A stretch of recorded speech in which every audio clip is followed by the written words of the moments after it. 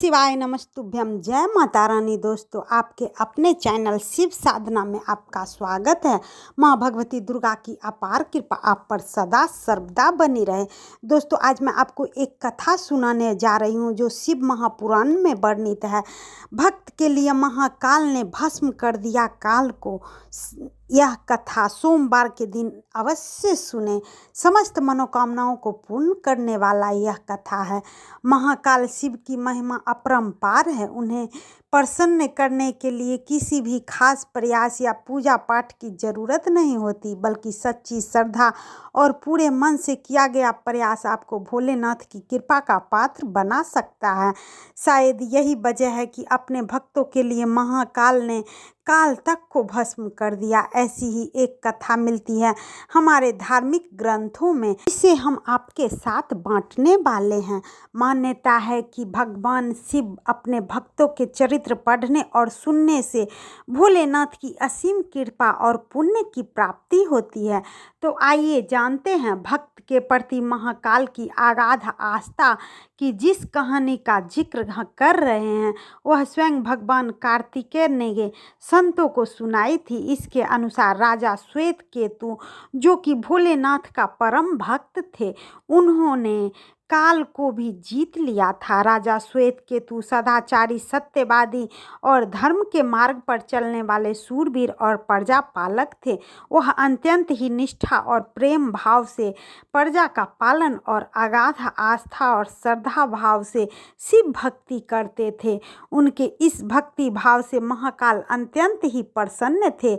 उनकी कृपा से श्वेत केतु के राज्य के लोग दुख, दरिद्रता, अकाल मृत्यु और महामारी से अछूते थे। एक समय की बात है जिस समय श्वेत केतु के आयु खत्म हो गए थे।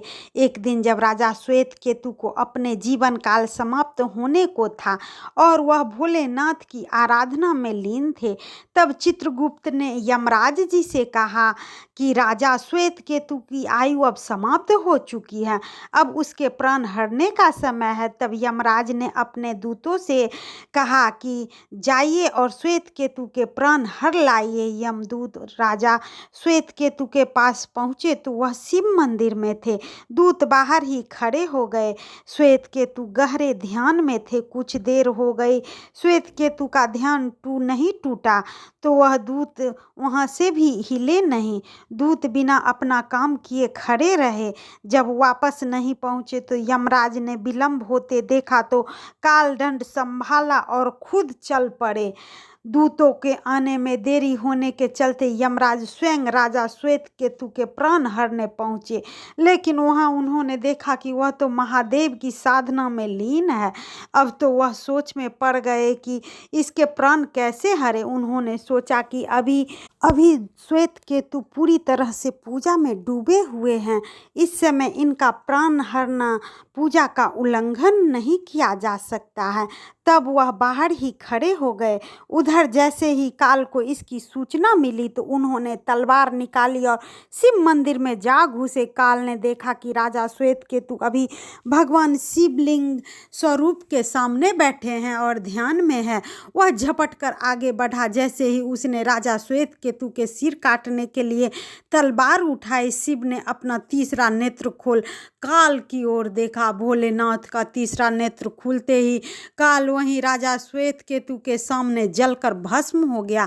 थोड़ी देर बाद जब राजा श्वेत केतु का ध्यान टूटा तो उन्होंने अपनी आंखें खोली तो राख में बदल चुके काल को देखा। उन्हें चिंता हुई, यह कौन है और क्या है। श्वेत केतु ने भगवान शिव से पूछा। भोलेनाथ ने इसकी राख इसके किसके हैं और कौन जल गया है। तब भोलेनाथ ने बताया कि यह काल है था जो तुम्हारे प्राण हरने आया था। राजा श्वेत केतु ने कहा, हे महाकाल, यह तो आपकी ही आज्ञा से तीनों लोक में विचरता है, तीनों लोक पर नियंत्रण रखता है। इसी के भय से लोग पुण्य कार्य करते हैं। आप इन्हें अति शीघ्र जीवन दान दे। शिव जी की कृपा से काल जी उठा और उसने उठते ही श्वेत केतु को अपने गले लगाकर बोला, राजा तुम जैसा तीनों लोकों में कोई नहीं है। तो आज अजय काल को भी जीत लिया और और जीवन दान पाकर काल और यमराज ने कहा कि ऐसे जातक जो शिव जी के परम भक्त हैं, सच्चे मन और पूरी श्रद्धा से महाकाल की पूजा में लीन रहते हैं, सिर पर जटा और गले में रुद्राक्ष पहनते हैं, विभूति और त्रिपुंड ललाट पर लगाते हैं, पंचाक्षर मंत्र का जाप करते हैं, उन्हें कभी अकाल मृत्यु प्राप्त नहीं होती है। और कथा के अनुसार इस आशीर्वाद के बाद श्वेत केतु ने लंबे समय तक राज्य किया और फिर महाकाल की कृपा पाकर उन्हीं में विलीन हो गया है। कथा को पढ़ने और सुनने मात्र से समस्त पापों का नाश होता है। भोलेनाथ औढ़रदानी है, अपने भक्तों पर हमेशा दया दिखाते हैं। क्या आप ये बात पहले जानते थे? वीडियो अच्छी लगती है तो वीडियो को लाइक, सब्सक्राइब और शेयर अपने फैमिली और फ्रेंड के साथ जरूर करें। कमेंट बॉक्स में हर हर महादेव लिखें, जिससे भोलेनाथ प्रसन्न होकर आपके अंदर सकारात्मक ऊर्जा का वास करे। हर हर महादेव।